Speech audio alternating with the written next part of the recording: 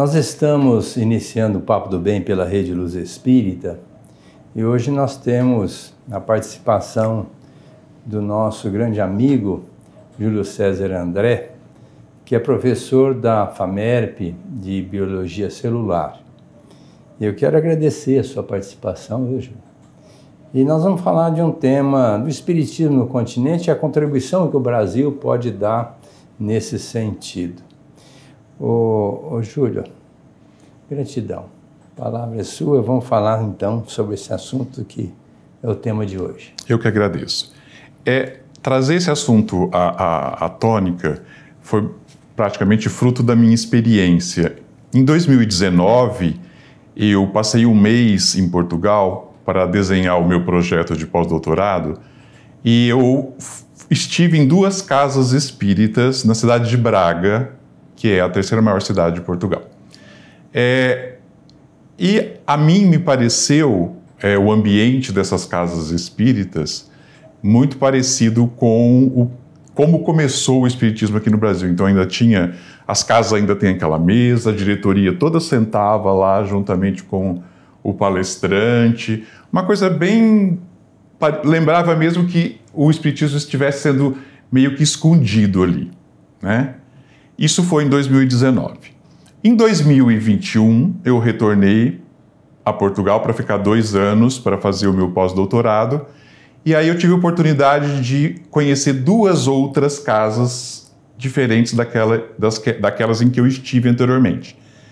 E 2 casas espíritas conduzidas por brasileiros espíritas, né? E aí, obviamente, novamente, eu me senti em casa, porque todas as características do trabalho, as características da própria casa, obviamente remetiam àquilo que a gente está acostumado aqui no nosso país. E aí eu comecei a pensar a respeito, e daí o motivo da nossa conversa hoje. E para começar a conversa, só precisaria relembrar alguns pontos importantes. Então, primeiro, por que o Espiritismo apareceu na França, né? Porque a França era o berço das ideias renovadoras na Terra, à época em que o Espiritismo foi codificado, né? Assim como durante o Império Romano esse berço era a Grécia, mais tarde, principalmente durante todo o domínio do mundo pela Inglaterra, a França passou a ser esse berço, e por isso o caldo cultural da França permitiu que o Espiritismo fosse codificado ali. E por que hoje a França, embora tenha sido o berço da codificação do Espiritismo, não tem tantos adeptos ao Espiritismo, né? E aí eu estendo para o continente europeu como um todo, né? O próprio continente europeu como um todo tem poucos adeptos ao Espiritismo, né? Esse mesmo caldo cultural que a época da codificação permitiu a codificação, acabou se virando contra não só o Espiritismo, mas contra todas as religiões, né? O avanço tecnológico se seguiu durante os anos vindouros, levaram a uma característica de materialismo. E aí esse caldo cultural virou uma caça às bruxas ao inverso. Então, assim, todo e qualquer aspecto religioso tinha que ser dissociado da cultura, né? Então, o apogeu cultural que exigia ou cobrava uma separação completa de tudo aquilo que fosse religioso.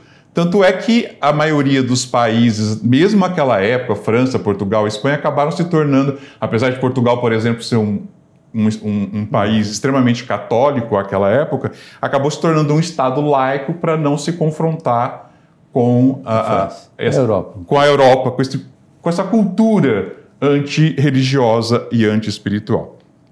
Algumas coisas aconteceram também, pontuais, né, que marcam isso, que estão diretamente relacionados com a ausência do próprio Kardec. Kardec era mais firme, Kardec dominava melhor a fala pela sua própria formação pedagógica, e o despreparo de quem seguiu após o desencarne de Kardec, que foi o Lemarie, né, acabou colaborando para que o espiritismo entrasse em declínio na França. Houveram algumas coisas reais, como o que a gente chama de processo dos espíritos, que foi uma condenação que a França fez a uma publicação na revista Espírita de fotos de materialização feita pelo fotógrafo Bouguer à época. O Bouguer mais tarde acabou assumindo que ele dava uma mexidinha nas fotos, e essas fotos tinham sido publicadas na revista de Espiritismo e acabou a credibilidade. Isso, exatamente, né?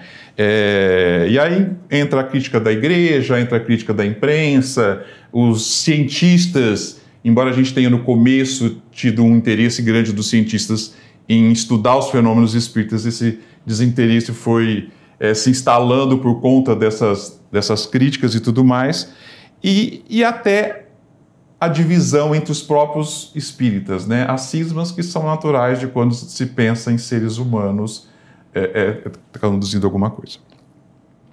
Na sequência disso, a gente tem que lembrar então do florescimento do espiritismo no Brasil, né? Se a gente olhar a época para o Novo Mundo, nós vamos encontrar uma América na sua região norte com um desenvolvimento econômico muito importante, mas calcado numa fé protestante, e no resto do continente, incluindo o Brasil, a gente vai encontrar escravidão, povos simples, pobreza, mas com um caldo de cultura com matriz cristã, né? Os grandes nomes, né, as pessoas importantes à época estudavam em Portugal, eram educados em Portugal e na França, e aí então esses indivíduos voltavam, traziam de Portugal e da Europa como um todo, Portugal da França, isso era assimilado e misturado com as influências locais da cultura brasileira, e aí então o espiritismo se desenvolveu com um sentimento religioso muito mais forte naquela época. Isso do ponto de vista histórico, né? Do ponto de vista espiritual, nós sabemos, pela psicografia de Francisco Cândido Xavier na obra de Humberto de Campos, né? Brasil, Pátria do Evangelho, Coração do Mundo, aqui título que eu recomendo para todos, acho que é uma leitura imperdível, né? Para ter uma ideia de toda uma origem e como... Exatamente. Então vai vir a versão espiritual disso, né? Os inúmeros desmandos feitos no Velho Mundo em nome da religião fazem com que a espiritualidade faça um planejamento espiritual de renovação dessa religião, mas no Novo Mundo, na América, né? E aí, então, o Brasil recebe em seu seio os representantes de todas as culturas e de todas as raças do mundo. De duas maneiras, através da imigração, que foi forte, e também por conta do reencarne aqui de espíritos comprometidos e que reencarnaram aqui na tentativa de se redimirem, né, das suas falências, das suas inúmeras falências durante encarnações sucessivas no Velho Mundo, né? Então, o livro de Humberto de Campos é uma leitura recomendável. E aí, como é que estão hoje os números do espiritismo na Europa e no Brasil? Esses dados são dados... existe uma pesquisadora espírita que atualiza, ela começou essa tarefa em 2013, esses dados numéricos foram atualizados num congresso espírita que aconteceu em Santa Cruz de La Sierra em 2019, e eles continuam sendo atualizados graças a e-mails, consultas na internet e tudo mais. Então nós temos hoje, no Brasil, 12 mil casas espíritas, né? Contra 232 casas espíritas na Europa, né? Dessas 232 casas espíritas na Europa, Portugal está em primeiro lugar, com 69 casas espíritas. Em segundo vem, pasmem, em segundo vem o Reino Unido, a Inglaterra, com 21 casas espíritas, a Espanha em terceiro, com 20 casas espíritas, e a França figura em sexto lugar, juntamente com a Itália, com 15 casas espíritas registradas, né? Então, após a Segunda Guerra Mundial, o espiritismo praticamente desceu a zero na França e na Europa. Aliás, a França, ela é um dos países, se não o maior, mas é um dos países com o maior número de ateísmo, né? Maior índice de ateísmo, se não é o maior, a França figura entre um dos maiores países com números de ateísmo, né? Então, dado essa circunstância, né, e dado, obviamente, o florescimento e o desenvolvimento e a proliferação da doutrina espírita no Brasil, graças a esse movimento instituído pela espiritualidade, né, para tornar o Brasil a pátria do Evangelho, né, e o coração do mundo, hoje a gente tem espíritas fazendo o caminho inverso, né? Nós temos, que foi exatamente o que eu vivenciei quando eu voltei pela segunda vez. Eu fui a 2 casas espíritas conduzidas por brasileiros que saíram do Brasil e foram a Portugal para fazer outras coisas, né? Mas entre elas para reacender essa chama. E segundo o próprio Divaldo, né, o Divaldo fala isso numa fala dele num congresso espírita, ele fala que esses brasileiros que estão fazendo esse caminho, eles estão incumbidos de reacender a chama do espiritismo no velho mundo, na Europa, né? As semelhanças, nas palavras de Divaldo, as semelhanças do apostolado de Paulo, o apostolado paulino, né? André, não querendo cortar-lhe a sua linha de raciocínio, mas o Elahá fez uma colocação muito interessante, que disse assim: o coração é o que bombeia sangue para o corpo inteiro, né? Então, o Brasil é o coração porque ele centralizou a doutrina, ele, vamos dizer, como você viu, hoje com essa imensidão de doutrina espírita que nós temos aqui, os próprios espíritas amanhã vão reencarnar em países diferentes para levar esse conhecimento que tem alicerçado hoje dentro da doutrina, dos conceitos doutrinários, para o mundo lá fora. Então, essa é a injeção de sangue que o Brasil vai levar pelo processo reencarnatório, além de já estar levando agora através das palestras, das casas espíritas. E até migratório, né? Migratório. E na próxima reencarnação, muitos espíritos aqui já estarão comprometidos com outras plagas, né, com outras terras, para levar a doutrina para esses... E muitas das vezes nem vão reencarnar lá como espíritas. Às vezes vão encarnar dentro da igreja evangélica, dentro da igreja católica, mas com esse conhecimento da doutrina para poder alargar esses conhecimentos lá fora, esse coração injetando sangue no mundo inteiro. Né? Exatamente.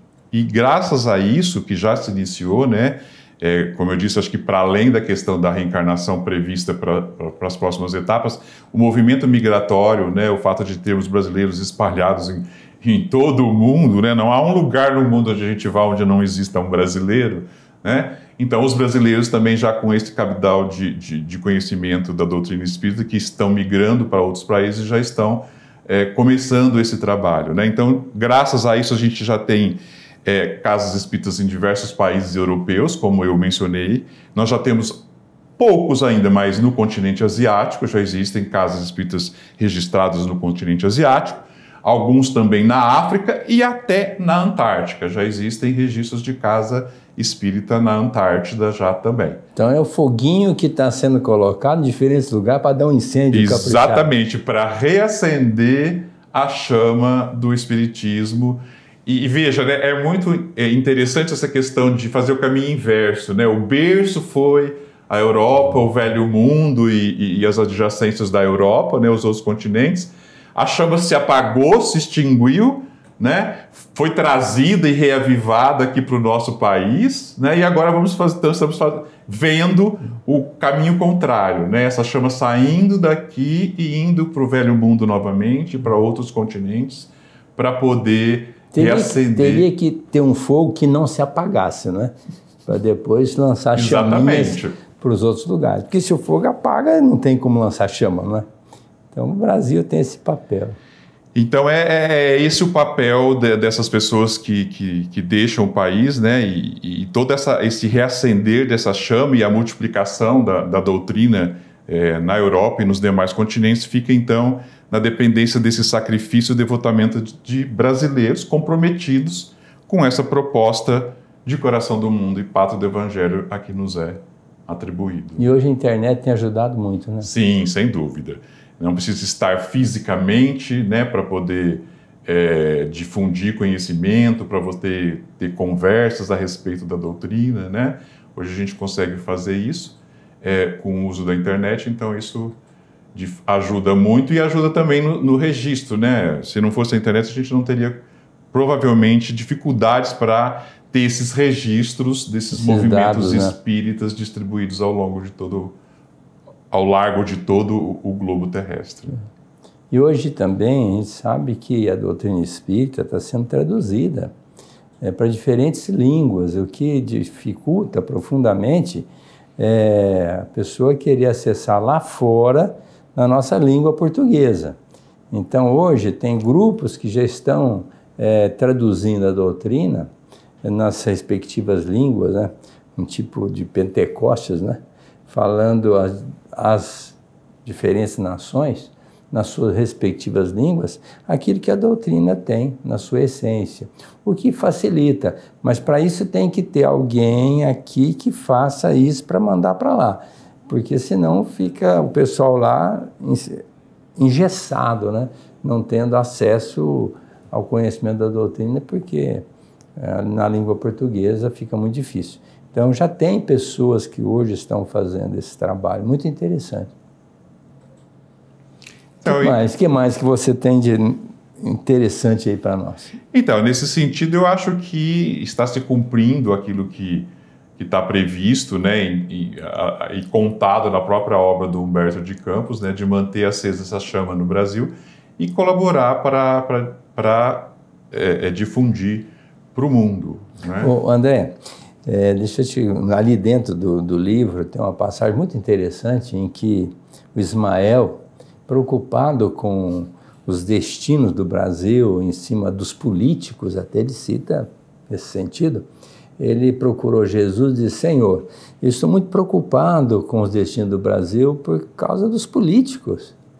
E aí, no livro Humberto de Campos coloca que Jesus disse assim: Ismael, não se preocupe, porque, acima de tudo, eu amo o Brasil e meu Pai tem as mãos misericordiosas para com o nosso Brasil. Então, você imagina que nós não temos que ficar preocupados com o destino do Brasil.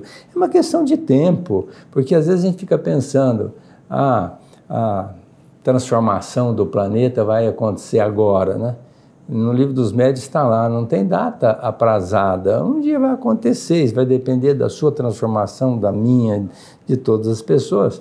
Um dia o planeta vai ser um planeta de regeneração. Não tem tempo, isso aí vai depender de cada um, vai demorar bastante, né? Mas na medida em que vai havendo essa transformação, vai facilitando tudo. É uma reação em cadeia, não é? Mas é necessário que haja primeiro esse conhecimento da doutrina para o pessoal pegar gosto por ela e aí fazer com que ela realmente reacenda para o mundo inteiro. E nós, dentro da doutrina espírita, sabemos disso. Isso é lento, não tem como acontecer do dia para a noite. Começa, né? Que o tempo é diferente, né? Não é o nosso tempo material. O tempo do plano espiritual é totalmente diferente. Então, assim, é angustiante, né? Às vezes, quando a gente começa a olhar ao redor. E muito provavelmente, talvez a gente encerre essa existência nossa sem ver muitos sinais dessa mudança de comportamento, né? Mas, obviamente, temos que confiar também. Depois de uma fala dessa do mestre, né? Nós não temos que ficar, né? Ou o que é pior, deixar de fazer o que precisamos fazer para a nossa renovação e para a nossa evolução, só por conta de acharmos que as coisas não estão indo no bom caminho ou que isso não vai acontecer. É depositar a nossa confiança no Pai, né? E, obviamente, fazermos aquilo que nos cabe, porque não vai haver renovação do país se não haver renovação individual de cada um de nós. A começar pela parábola da semeadura, em que Jesus falou que na terra fértil sementes se transformariam em 30, 60 e 100 por uma, né? A gente tem que entender que para a gente tornar a terra fértil, nós temos que trabalhar com ela também. Esse é o grande papel do Espiritismo, que é preparar as pessoas para elas receberem a boa semente e dar fruto. Porque tudo começa no entendimento. Se a gente não entende, a ignorância é a grande problemática nossa, né? Isso é uma coisa patente. Então, a doutrina espírita veio trazer, como diz o Emmanuel, se Moisés trouxe a justiça, Jesus trouxe o amor. A doutrina espírita trouxe a verdade. E Jesus deixou essa fala muito clara: conhecereis a verdade, né? E ela vos fará livres. Então, nós temos que modificar. A mudança de comportamento é fundamental na execução desse plano crístico de Jesus, que é a mudança do mundo, a implantação realmente do seu evangelho. Então, a doutrina precisa ser divulgada. Já está acontecendo lá fora, né, como você está colocando, já com 20 e tantas casas em Portugal, já tem... 60, doutor. 60, né? 20 na Inglaterra. Inglaterra. Portugal está em primeiro lugar, com 60 e poucas casas. Que bacana, né? E se a gente pensar, é muito pouco, né? Mas, não, meu Deus do céu, mas já é alguma coisa, né? Não é tão pouco assim se a gente levar em conta o tamanho e a densidade demográfica, sim, né? Lógico. E se a gente for comparar, né? Portugal é um país do tamanho do menor estado nosso daqui, que é Piauí, né? Então, assim, mas ainda, obviamente, pode se multiplicar mais. E outra coisa, depende também dos integrantes dos movimentos lá, não é? Das casas espíritas. Se são pessoas dinâmicas, pode fazer isso frutificar, não é? Não é verdade? Sim. Agora, no Brasil, eu acredito que já existe um comprometimento com essa divulgação lá fora. Então, eu acho que isso aí vai acelerar muito esse processo, porque senão vai ficar nós aqui querendo divulgar aqui só para nós, não é? Quando nós criamos a DDE, que hoje já nem existe mais, a DDE, Associação de Divulgação da Doutrina Espírita, era a nossa preocupação, isso tem mais de 20 anos, de divulgar a doutrina fora da casa espírita, né? Porque quem vai ao centro já está afinizado, já está buscando. Mas eu achava que era um egoísmo nosso ficar apenas divulgando a doutrina dentro do centro. Só para convertidos. Então não adianta. Então nós criamos a DDE. E hoje, em cima desse trabalho, surgiu a Rede Luz Espírita, que é esse canal que nós temos aí no YouTube, para divulgar a doutrina espírita, como essa fala. Eu acho interessantíssima desse conhecimento que você está trazendo, que muita gente não sabe de quantas casas tem lá fora, como é que está esse movimento. Eu acho que isso é doutrina, isso é verdade, isso é a libertação, isso é que dá entusiasmo, né, para as pessoas. Sem dúvida. E há o tempo de semear e há o tempo de colher, né? Nós também, como eu disse, talvez não nessa existência, mas obviamente os frutos, as sementes semeadas agora darão frutos e a gente vai paulatinamente caminhando para uma mudança de comportamento, né? A gente sofre muito hoje porque os valores morais estão totalmente invertidos, calcados, mas isso também tem a ver com o plano espiritual de dar oportunidade para outros espíritos reencarnantes, né? Isso, exatamente, né? Mas obviamente a gente tem que seguir em frente, depositar a nossa confiança no mestre e não esconder os nossos talentos debaixo do alqueire. O Divaldo fez uma colocação muito interessante em que ele disse assim, que hoje, no mundo inteiro, estão reencarnando 2.000 espíritos de um planeta chamado Alcione, onde o mal não existe.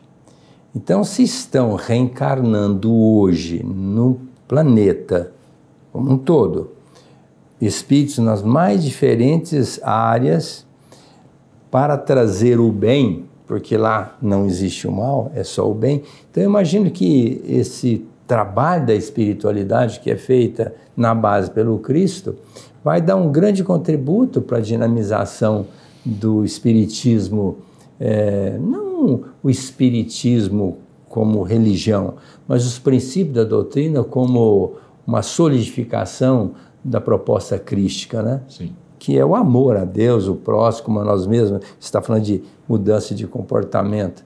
Hoje a mídia também anuncia muitas desgraças, né? Mas tem muita gente fazendo coisas boas e tem muitas pessoas já afinizadas com essa proposta, não é? Sim. É que isso não dá ibope, né? Por isso que a mídia não...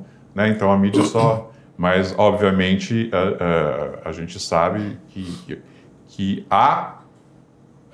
do lado do mal que floresce, há o bem também que floresce, né?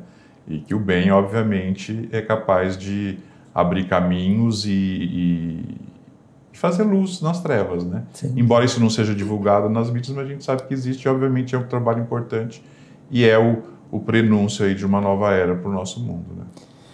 Quero te agradecer muito a sua participação, que foi muito interessante. Vamos finalizar o nosso programa, desejando muita paz a todos, convidando-os para quarta-feira que vem estarmos aqui novamente no Papo do Bem, pela Rede Luz Espírita. Um grande abraço a todos.